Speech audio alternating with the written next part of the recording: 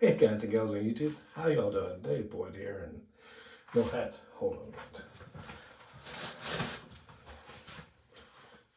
What am I doing without a hat, right? Okay.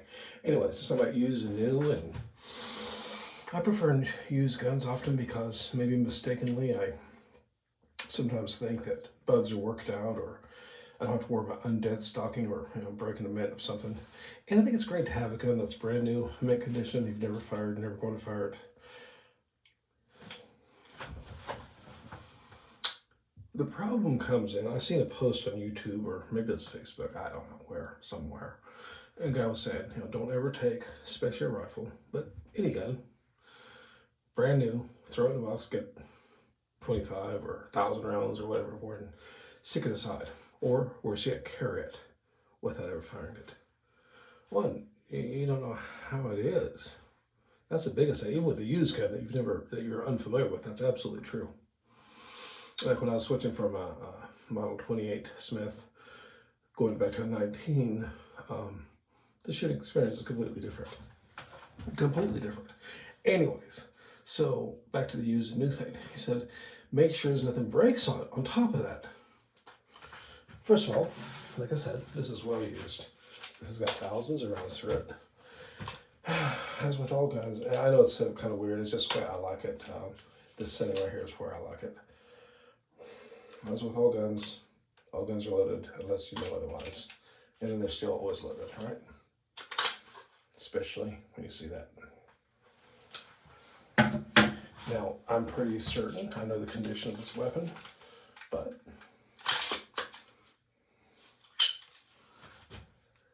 empty chamber, empty, empty.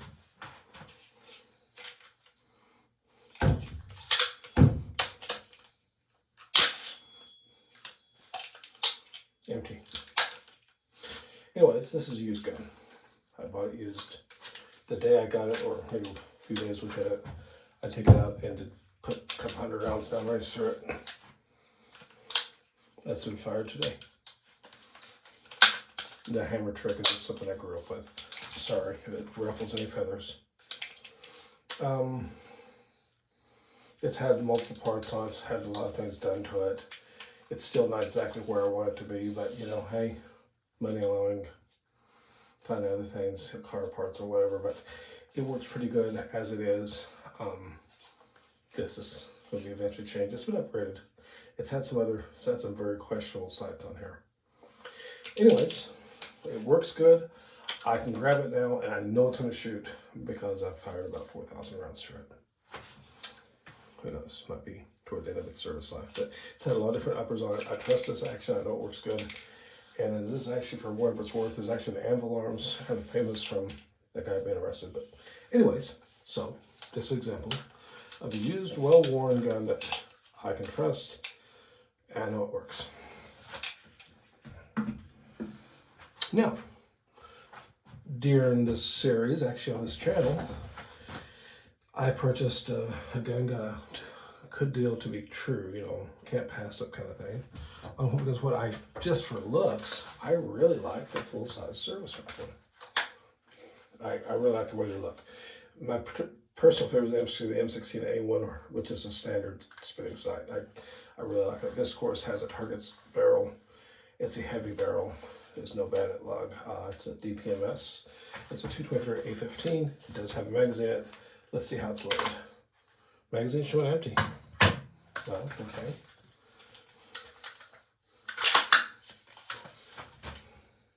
Empty chamber. Bolt head.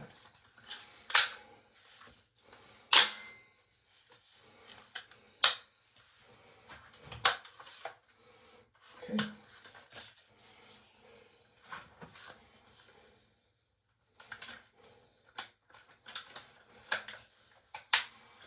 That's my own little thing here. Now, this gun here was brand new, right? Never fired, or was not fired. Went to the range, literally a couple of rounds, and there was a ding in here so bad I could put my fingernail in it. This is brand new buffer, brand new wolf springs, all brand new parts. New hammer, not all marked up, not bent, not full of marks. The original charging handle failed. Put this one in there. And it also has a Fel Zero M16 nickel bolt carrier. Sons of Liberty. It's actually extremely light, but it's heavily made. Much sturdier than the one that was in here. The one that's in here I'll bent under just my rather nominal strength I have in arms. Everything else on the gun is still as it was when I bought it. The barrel's still original, the hand burns and all this is still original. Even this, I did have to hone this up a little bit, but it works good now. So this is an example of a gun that, had I bought it brand new, got it for defense for Laurie or for whoever, with ammunition for it, could have gone very badly because it stopped. It failed. And what was wrong, I don't have the firing pin handy, but I think I showed on video, it was mushed. What was wrong was that it had a carbine spring in it. There's nothing wrong with the spring. It seems to function fine. We did test it in a carbine length one, but as you know, a rifle is a much longer one, and this was just compressing. It was not protecting. This plunger here is for a rifle, not for a carbine. Appears to be fine. I mean, it's got some impacts to here, and I just took it out. I'm not going to use it again. I just will be extra parts. Seems to work fine, but 3 rounds, look what it did. I'm going to use my grotesquely long fingernails. My fingernails caught in there like a needle in a... I would break my fingernail. 3 rounds, and that's just 223. So, you go and pick up a rifle or handgun, self-defense, whatever. It's not going to be a collectible. It's not going to be one that you're going to, pass on or whatever. I don't know, whatever it is you do with guns. You're actually intending to actually use it or possibly to need it to rely on as a tool. Make sure it works. Make sure it works. Because these things are manufactured in factories and human error, bro. Human error. So, if you want to look plain and I think rather simple and kind of good looking like this does, that's great. But actually the new trigger does a kind of trick, doesn't it? I think this was also changed, but it's totally different. But everything that was broken that wasn't working on here is fixed. Now this thing runs around 1,000 rounds through it. It was fine. It shoots good, clean, fired some highly corrosive, different weights. It swallowed everything, not a hitch. It's a smooth operating piece.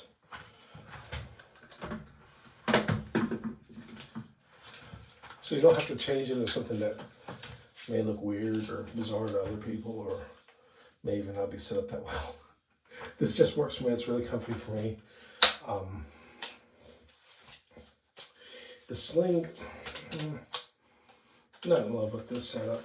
I prefer, for what goes bump, I do prefer the single mount here with the SBR is what I actually prefer.